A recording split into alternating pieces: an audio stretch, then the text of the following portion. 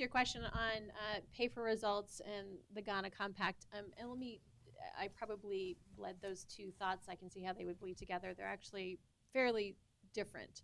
So the reference on pay for results, we have not yet piloted a compact which would have that as an element of it.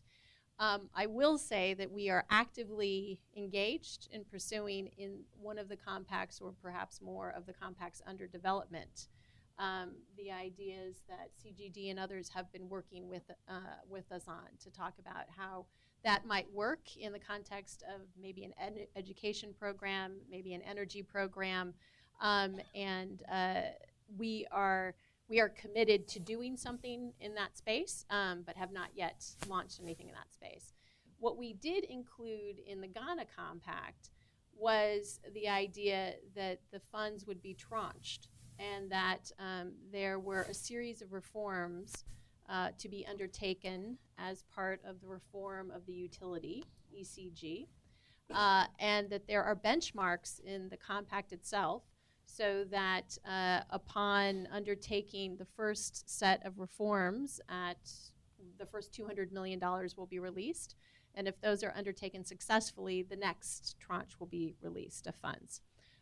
So that is an approach. As we look at a single sector, in the Ghana Compact, we are only focusing in energy, and we are specifically only focusing on the utility of ECG. That we have used for the first time, and that we may use in future compacts as well. So those are the differences there. Can I make a comment on this one? Sure. So on the pay for performance issue, I mean, one of the reasons a lot of us are particularly excited about the MCC taking a look at this is if you look across the U.S. aid agencies, the MCC is uniquely placed to experiment in this way for a variety of different reasons. Don't have the same degree of congressional earmarks. You have more flexible budgetary money, a different model in terms of, for the most part, in terms of country ownership. And pay per performance or cash on delivery is in some ways is like taking that whole overarching approach one step further, and further deepening country ownership and partner governments in the driver's seat. So we will all be watching that with a lot of interest and see how it goes. But if anybody in the U.S. can do it, it's probably the MCC. Yes. Thank you for expanding on that.